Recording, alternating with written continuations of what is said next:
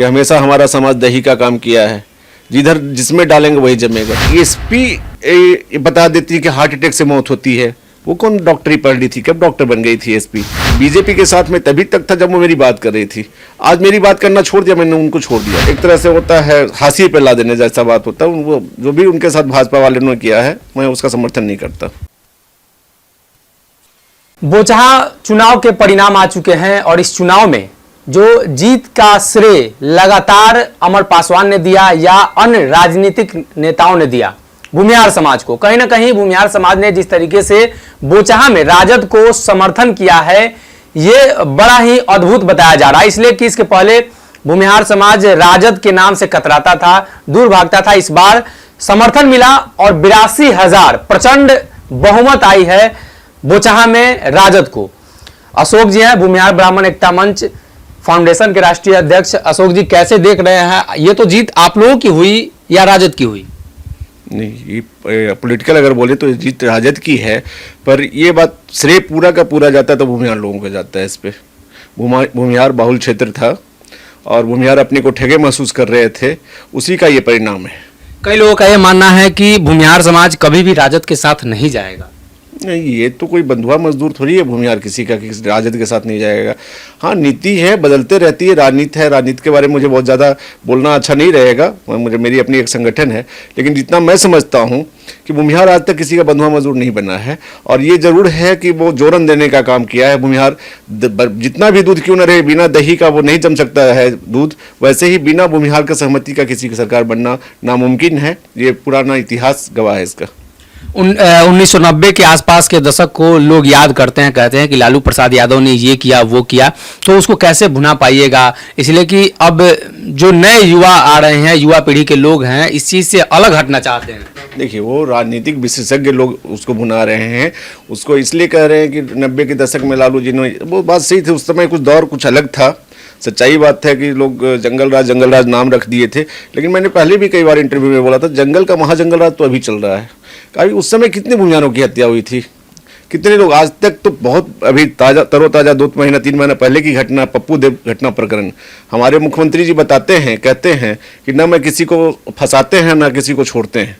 लेकिन इसमें कहाँ बात होती है? मैंने तो पूछा था उस समय भी पूछा था, और आज भी मैं पूछ रहा हूँ आपके चैनल के माध्यम से कि पप्पू देव हत्याकांड का उद्भेदन, पप्पू देव को किस केस में पकड़ा, अरेस्ट किया गया, और उन्हीं के तंत्रों द्वारा ये साबित कर दिया गया भाई कि इनकी जो मौत हुई है वो मारपीट करके हुई है, शॉक लगने से हुई है, मारने से हुई है, चोटें बहुत सारा है बॉडी पे, है ना, हार्ट अटैक से पुष्टि नहीं की गई उनकी मौत का।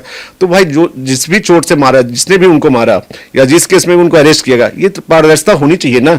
और उसी का भी हो सकता है ये बोचहा चुनाव, उसका परिणाम भी हो सकता है। अपने समाज के लोगों के प्रति कम से कम अंधे नगरी चौपट राजा वाला राजा रहेगा कि भाई जो घटना घटी है उसका आज तक उद्भेदन नहीं हुआ हो, इसका क्या कारण है? आश्चर्य है भाई कि भाई एसपी बता देती है कि हार्ट अटैक से मौत होती है, वो कौन डॉक्टरी पढ़ ली थी, कब डॉक्टर बन गई थी एसपी? दूसरी बात, अगर चिकित्सा तंत्र जो है वो सरकार का ही है, वो ये पुष्टि कर रही है कि भाई इनकी मौत जो हुई है मारने की वजह से हुई है, ब्रेन हेमरेज की वजह से हुई है। उसके बाद उसमें से किसी का ना अरेस्टिंग होता है, ना किसी पे कोई कैफियत होता है, ना किसी पे कोई जांच होती है, ना किसी को बर्खास्तगी होती है, ना किसी का सस्पेंशन होता है। ये कौन सा तंत्र है नहीं बचाने वाला? ना किसी को फंसाते ना किसी को बचाते हैं। मुजफ्फरपुर भूमिहारों का गढ़ रहा है। सुरेश शर्मा पिछली बार चुनाव हार गए, भाजपा के काफी बड़े नेता, अब तो उनको इस तरीके से देखा जा रहा है और कहा यह भी जा रहा है कि सुरेश शर्मा भी चाहते थे कि चुनाव हारे। खुलकर क्यों नहीं बोल पा रहे हैं जो लोग राजनीति में सक्रिय हैं?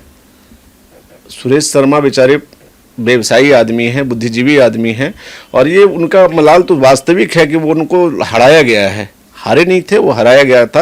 लेकिन हारने चुनाव में तो हार जीत लगी रहती है, लेकिन हराने के बाद इस तरह से तौहीनी करना, ये अपने समाज को एक तरह से होता है हाशिए पे ला देने जैसा बात होता है। वो जो भी उनके साथ भाजपा वाले ने किया है, मैं उसका समर्थन नहीं करता। नेता प्रतिपक्ष तेजस्वी यादव से आप लोगों की मुलाकात हुई। 3 तारीख का जो कार्यक्रम है प्रस्तावित परशुराम जयंती को लेकर, उस कार्यक्रम में आप लोगों ने उन्हें बुलाया है, और कौन कौन से लोग हैं जो लोग नहीं सोच रहे हैं कि उन्हें बुलाया भी जा सकता है, दूसरे समाज के लोग? नेता प्रतिपक्ष से मेरी मुलाकात नहीं हुई है। हमारे जो संगठन के संस्थापक हैं आशुतोष कुमार जी, उनकी मुलाकात हुई है, और मैं इसको बड़ा दूसरे वे में ले रहा हूँ। जैसे एक गांव, एक घर, एक परिवार में 10 तरह के लोग हैं, तो सारी जात को बुलाया जाता है आमंत्रण में, कोई भी ओकेजन में, कोई भी फंक्शन में, कोई भी कार्यक्रम में। उसी तरह से हमारे करीब में एक तेजस्वी जी प्रतिपक्ष नेता भी प्रतिपक्ष थे, उनको बुलाया गया है। तो कौन सी इसमें उहापोह वाली कहानी हो गई? हाय तौबा मचा हुआ है, पूरे मीडिया पे चल रहा है भाई, आशुतोष जी बुला लिए यादव को, आशुतोष जी बुला लिए। यादव क्या वंचित जात होता है क्या? यादव को क्यों नहीं बुला सकते? यादव मुझे नहीं बुला सकते क्या? बुलाना चाहिए। भाईचारे के नाते हर भाई, हम लोग को संदेश तो ये देना, संगठन कोई भी हो, संगठन का संदेश ही होता है संगठित करना। मेरे क्या कुर्मी भाई आएंगे तो उनको मैं हटा दूंगा क्या, भगा दूंगा क्या? अरे आने वाले लोग का स्वागत है, आए, लेकिन जाहिर सी बात है जो मेरे ही का सामने से आके या पीछे से आके कलेजा में कुछ घोपने का काम करेंगे, उनको मैं कैसे आमंत्रित कर सकता हूँ, कैसे बुला सकता हूँ? और रही बात जहाँ तक संगठन की, संगठन समूह की विकास की बात करती है, समाज की बात करती है, और सामाजिक रूप से उसमें एक प्रतिपक्ष होने के नाते, कारण कि मुझे उम्मीद नहीं थी कि लोग इतना बढ़ चढ़ के हिस्सा लेंगे इसमें, चुनाव के रीजन में भी। तो मैंने उनके पहले उनका आमंत्रित करने का काम करवाया था, और पहले से भी मेरा मुख्यमंत्री को भी कार्ड कर देने का था प्लान। आज भी प्लान है कि मुख्यमंत्री से टाइम लेंगे भाई, अगर वो आना चाहे तो उनका भी स्वागत है कार्यक्रम में। सभी लोगों को बुलाना। मुझे बीजेपी, लोजपा, जेडीयू, आरजेडी सारे दलों के नेताओं को बुलाने की वो प्लान है, और अपनी ग्रीवांस जो है वो वहाँ पे परोसने का काम करना, अपने लोगों को ये बताना है भाई कि हम लोग कैसे जिए, आगे की जिंदगी कैसे शुरुआत करें, कैसे संगठित रहें, कैसे अपने लोगों का विकास करें, इस बिंदु पे बात करनी है। परशुराम भगवान का प्रसाद खाना है, परशुराम भगवान का उद्घोष करना, जयकार कर लगाना है, और सही मुद्दे पे बात करनी है। जी, आगे क्या रणनीति रहेगी संगठन की? संगठन काफी लंबे समय से 4-5 साल का वो समय बीत चुका है, संगठन बिहार में जमीनी स्तर पे है। संगठन देखिए 3-4 बेसिक बिंदुओं पे काम करेगी।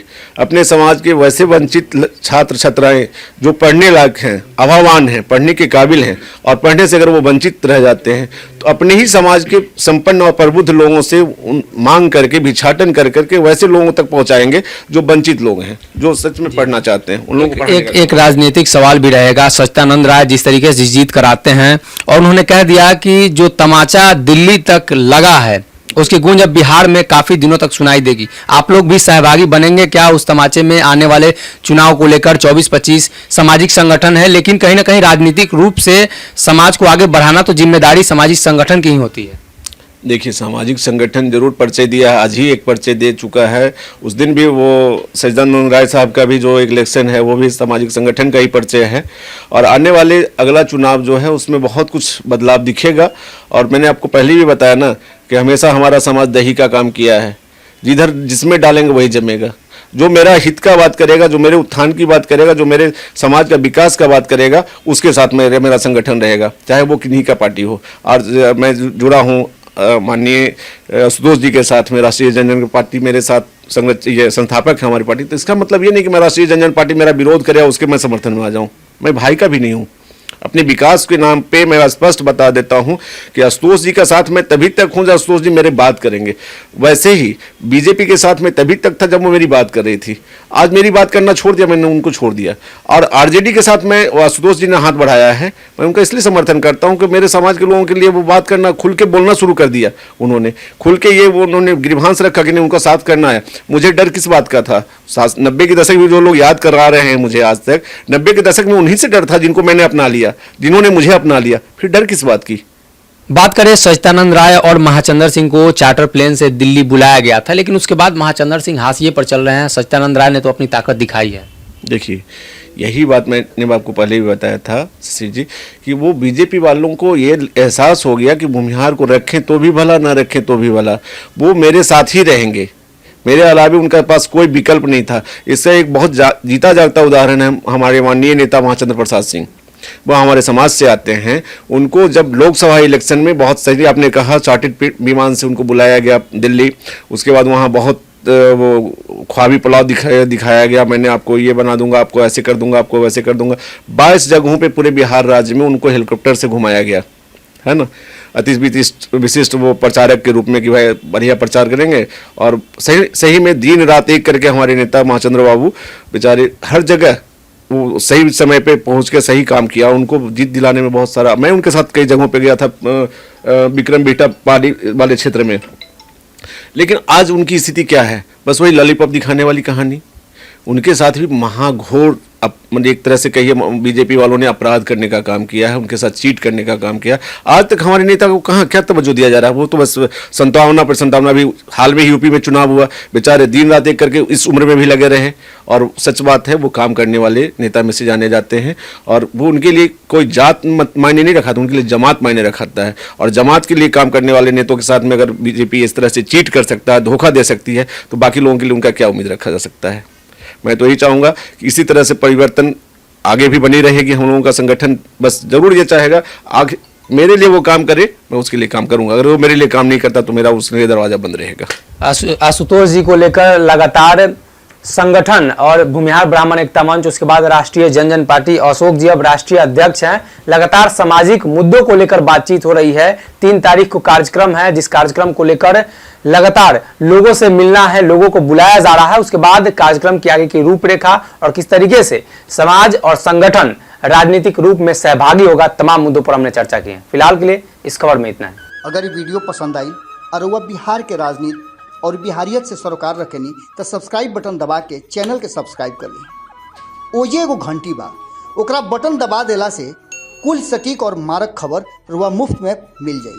अगर रुआ पत्रकारिता के हमनी के नया प्रयोग में सहयोग कर चाहतानी तो ज्वाइन बटन दबा दी। पेटीएम नंबर नोट कर ली 9386816700। धन्यवाद।